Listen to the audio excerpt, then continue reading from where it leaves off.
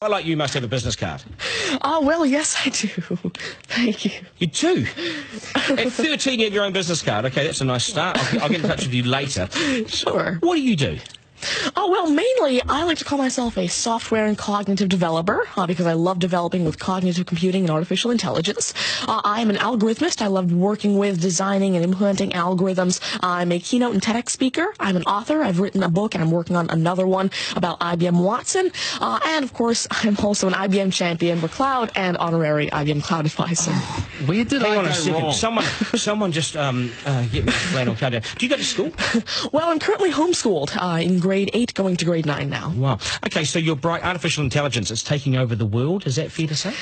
Well, you see, that's actually one thing that I believe a lot of people have, the sort of misconception that artificial intelligence is this technology that was made to replace humans, that really everything we do, whether it be, our jobs or whatever we do at home every day. But really what I believe is that artificial intelligence was developed and is continuing to be developed for the sole purpose of really augmenting our life and amplifying our skills or capabilities and what we can do every day. But what about when the computers actually learn that they're better than us? Well, you see, that's sort of called a singularity of artificial intelligence, at which point artificial intelligence has surpassed human intelligence to the point that we cannot control it.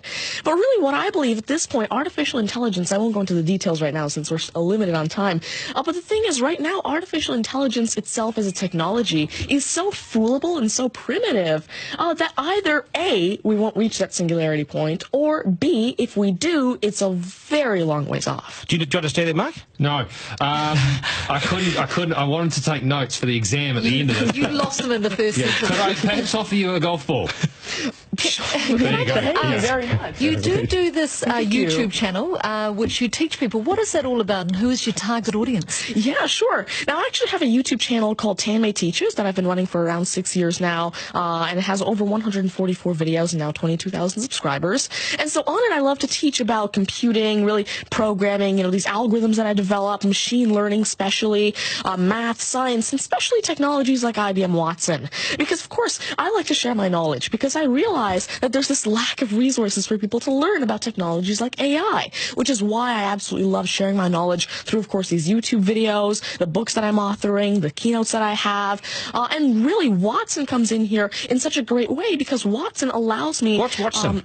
Sure. Mark thinks he's a golfer, but what is Watson? Now, IBM Watson is essentially a cognitive system that allows developers to incorporate cognitive and machine learning into their applications without having to code in the actual intelligence.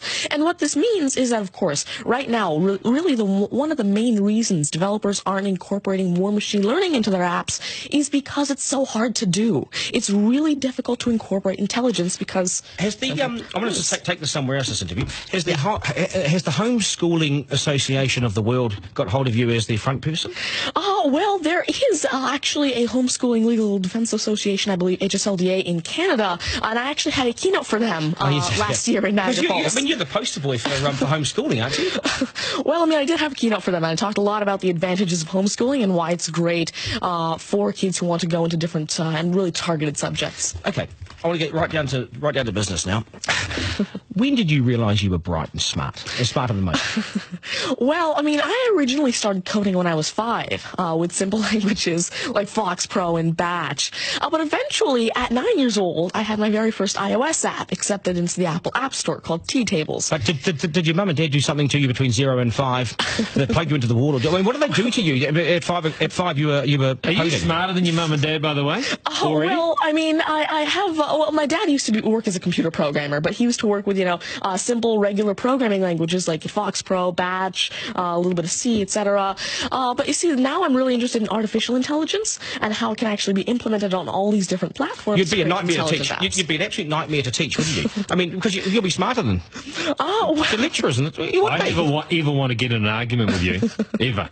But I would like to see you on a quiz show because I think you would nail that. Well, you see, there is one thing that I've been working on, and it's essentially an app called Ask Tanmay, an NLQA system.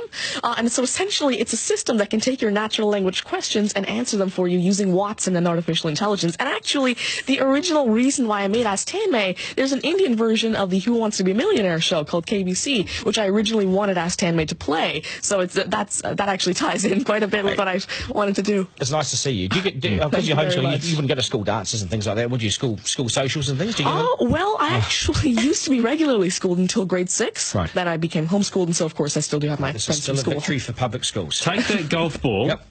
and bring it back to me when you've actually worked out a way in which it'll always go straight. Because I think you could do it. Technically, using a genetic algorithm or something. I knew there'd be an answer. I knew there'd be an answer. Hey, it's brilliant to meet you. You're a complete inspiration. Thank you. And I hope my son was watching, a 7-year-old son. Message to Buster Garner, you got work to do, mate.